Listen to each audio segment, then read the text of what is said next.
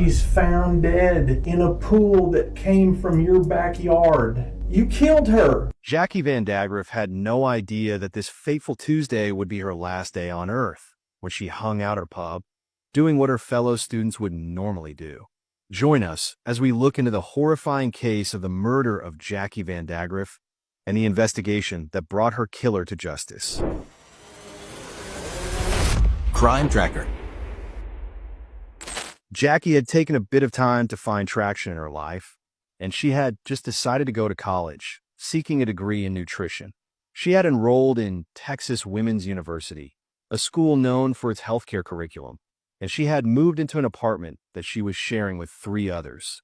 She and her roommates were still just acquaintances at this stage, and the young woman had driven back home every weekend to stay with her parents. But on this Tuesday night, September 13th, 2016, she went out with the sole purpose of meeting new people. She left on her own, walking to the nearby downtown scene in the area, which had numerous restaurants and bars that the students regularly went to.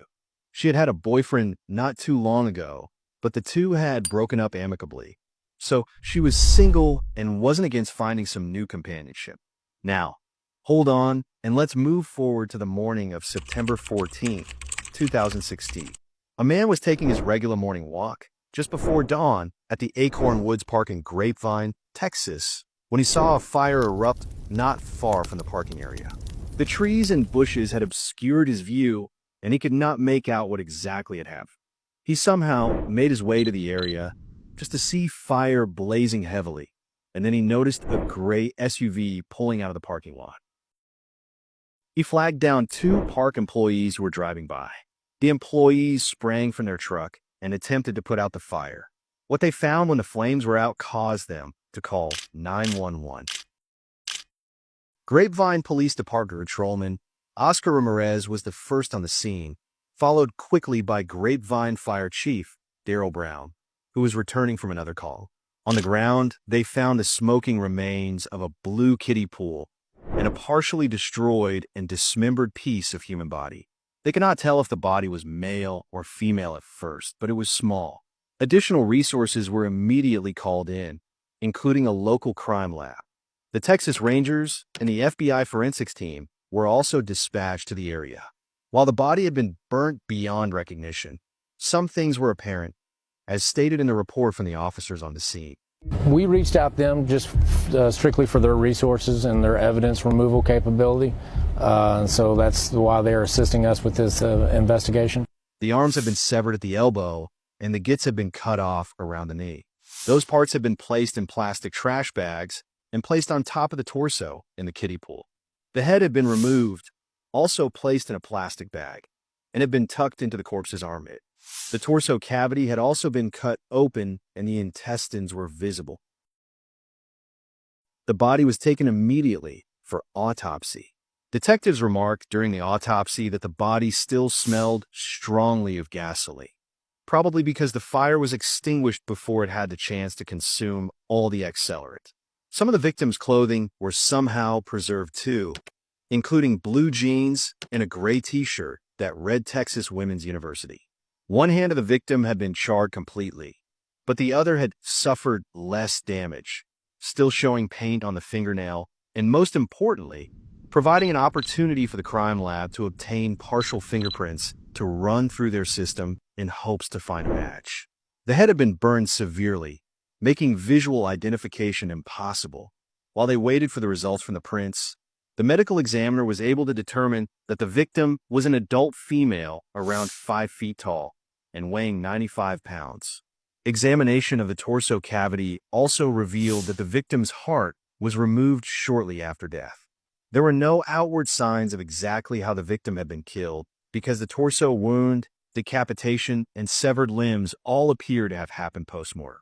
3 p.m. of the same day, the prints had been merged to 24-year-old Jacqueline Ray Van Dagriff.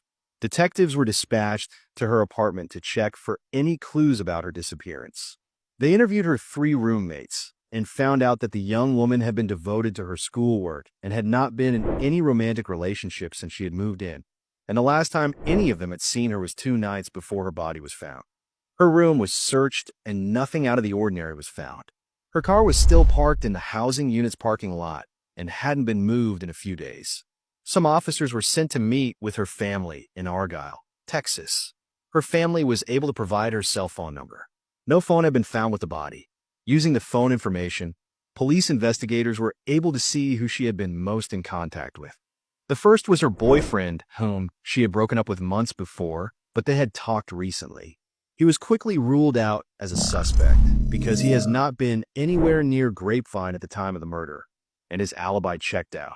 The second was just a simple text from a woman named Sherry Bode, who turned out to be a vital piece in putting together what happened to Jackie. Sherry told the police that she and two friends had gone out on the night of September 13th. They had gone to the Fry Street Public House on a night out between 9:15 to 9:30 p.m.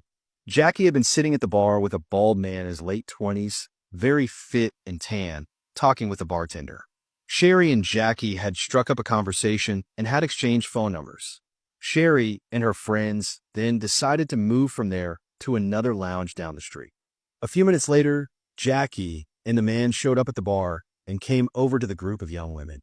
Sherry said the man spoke to her quite a bit, but the man kept trying to put himself into the conversation, which was a little off-putting for her. Eventually, Sherry and her group moved on, and she had not heard from Jackie since. Detectives went to both bars to retrieve any security camera footage they might have from that night. A detective was dispatched to the Fry Street Public House, who met with bartender Katie Allen. Katie had only remembered Jackie, but she knew the man, most especially because she had gone out with him a couple of times. She said she had not developed a relationship with him. According to her, he had been going through a bad breakup and had some issues. Security footage from around Fry Street Public House shows the man's gray SUV pull up in a parking lot in front of it. This car matches the description given by the eyewitness of the car that pulled out of the parking lot of the crime scene. The man, identified as Charles, got out of his SUV and walked across into the public house. It was less than 3 minutes later that Jackie walked across the street into the same public house. She would meet Charles there shortly after, completely unaware of what fate awaits her. Outside, it had begun to rain, and Charles kindly offered to give her a ride home. Perhaps a romantic spark had been kindled in her during the short time they spent together in the bar. The two walked across the street and climbed back into the car at 8:47 p.m. The two stayed in the car for 20 more minutes before driving off into the night. Guided by security footage and the pings from the nearby cell towers that her phone left, detectives were able to follow their movement to a 7-Eleven store. Jackie remained in the car while Charles stepped at the store. Inside, Charles, after using the bathroom, quickly grabbed 2 canned alcoholic beverages along with a steak and cheese sandwich. Cell tower pins then placed her phone as heading towards Fort Worth, Texas, and the final one was at 1:32 a.m. from a tower on Blue Mound Road, Haslett, Texas. According to the data it provided, the cell phone was somewhere in the northeast of the tower when it stopped communicating. Charles's home was located 3 miles to the northeast of that particular tower.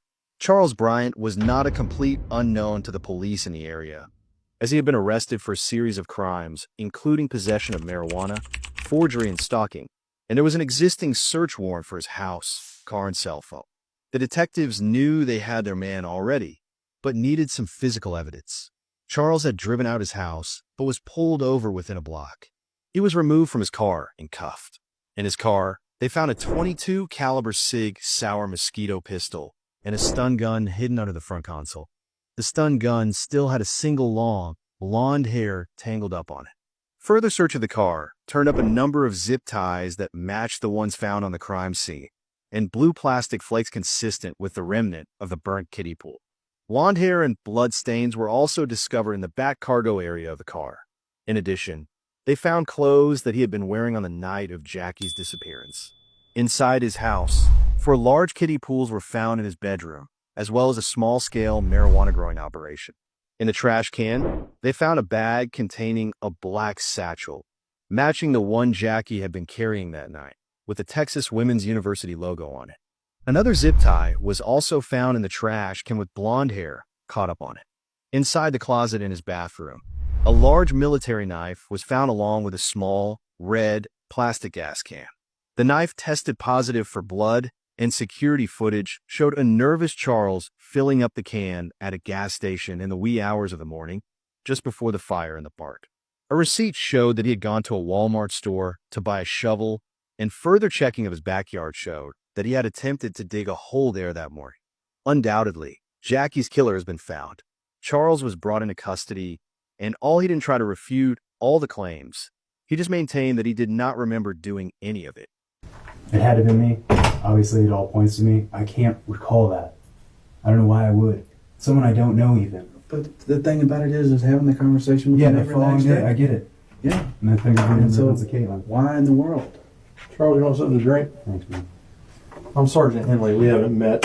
I feel like I know you, though, because I've been watching the goings-on or whatnot. And I keep hearing you say you don't know what's going on. You don't remember. You don't this. You don't that. Come on, man. We've laid it out for you, okay? Yeah, it's there. End up in Grapevine. I remember that. We're over there at your house, okay? We have video of you with this girl. Showed me. You're at the bar. Her cell phone goes to your house. You're walking around Walmart at 4 o'clock in the morning buying a shovel. And call service. She's found dead in a pool that came from your backyard. Okay? Yeah. You it's on can't me. tell me you can't tell me you don't remember.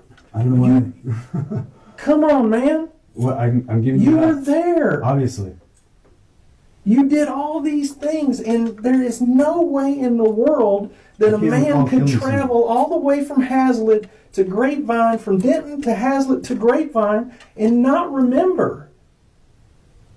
Stand up and man up and Dude, tell us what you did for this girl's family.